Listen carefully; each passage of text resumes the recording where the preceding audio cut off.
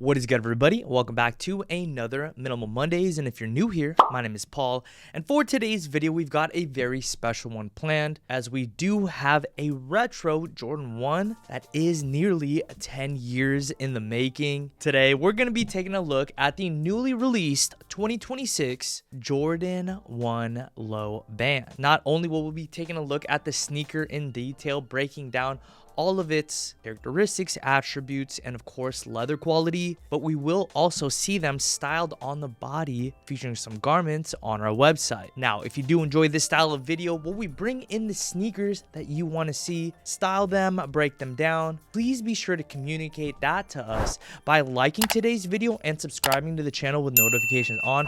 Not only will that help us know that you want this style of content coming here to the channel, but it'll also help us reach a wider audience here on YouTube. Also, all of the links to the garments featured today will be provided in the description below, so be sure to go ahead and check that out, along with our incredibly vast catalog of garments, which we know you're gonna love. And now, with all of that out of the way, let's go ahead and just jump right into today's video, beginning with the unboxing.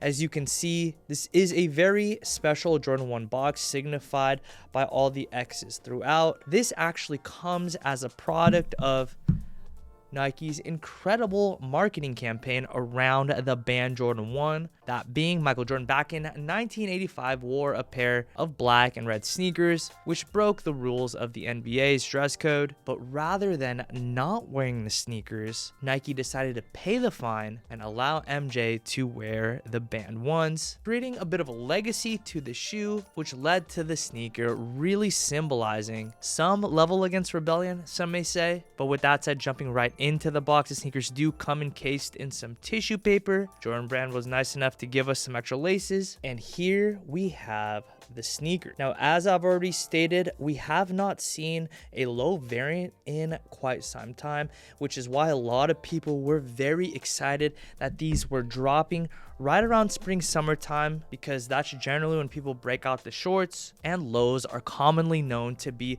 a bit more complementary to shorts rather than highs. But I digress, and more on styling in just a little bit. The sneakers do feature an entirely leather upper, both for the underlays as well as for the overlays. You've got the enlarged swoosh on the side panels as well as the middle portion in this vibrant varsity red, which can be found on the toe box as well as for the heel. Leaning into the storyline, we've got the X's on the heels as well as here on the ankle collar. They even included these special insoles with the X's on them, really tying into the storytelling behind the shoe. Now, it isn't just a storytelling when it comes to the design of these sneakers, because while that is a very nice element to the shoe, to me the most impressive characteristic about the sneaker is the quality of leather that they elected to go with. It is tumbled all throughout and feels of very nice and supple quality. It's pretty soft, and I do anticipate over years and wear this leather aging really nicely, giving it a nice patina, nice wrinkles, and lots of character as you enjoy them. For the midsole and the outsole, just a standard midsole outsole, multi-directional traction pattern, which provides a nice level of grip but nothing too crazy. And of course, we have the encapsulated airsole unit in the shoe,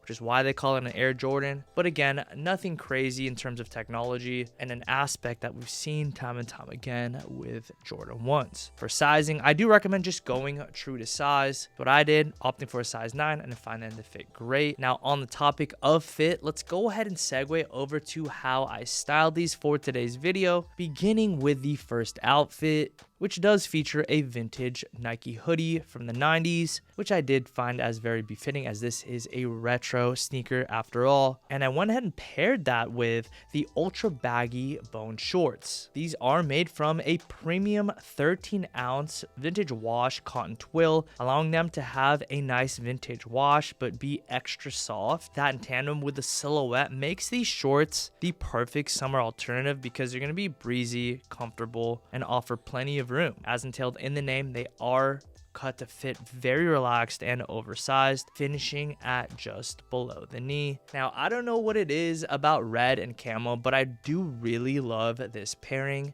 which is why I leaned into it for outfit number 2. This outfit does feature the newly restocked G04 denim, which does feature a relaxed fit through the thigh, slightly narrowing to the knee and opening up for a subtle flare down to the ankle. What I love about this specific wash of denim is that it features a really nicely detailed wash throughout, but it is complemented by the paint splatters, all of which are hand finished. And with that, I threw on the camo zip up hoodie, which in my opinion really complements the fit of the denim, as it does feature a boxy, slightly cropped silhouette, leading to very nice proportion. Additionally, the structure of this hoodie is very nice, as it is a nicely weighted brushed French terry, super soft and pretty breathable. For both garments, just go true to size for intended fit. And now moving on to the third and final look for today, I threw on the Painter vintage wash tee, which does feature this beautiful patina and ombre style of vintage fading, emulating a true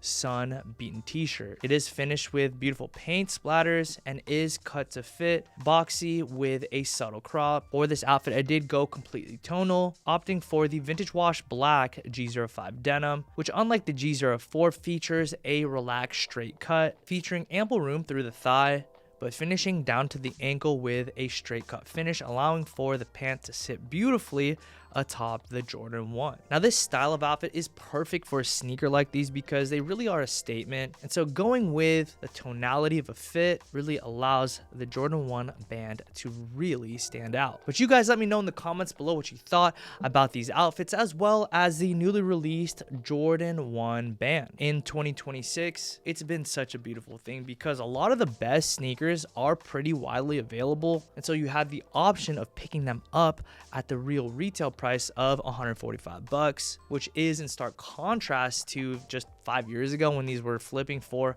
much more. I think sneakers in a great place right now, but again, let us know what you think down below. We're always listening to what the minimal community has to say. But that is going to do it for today's upload. Be sure to go ahead and hit the thumbs up button if you did enjoy today's video. Thank you so much for stopping by the channel, and I will see you again next week for another Minimal Mondays.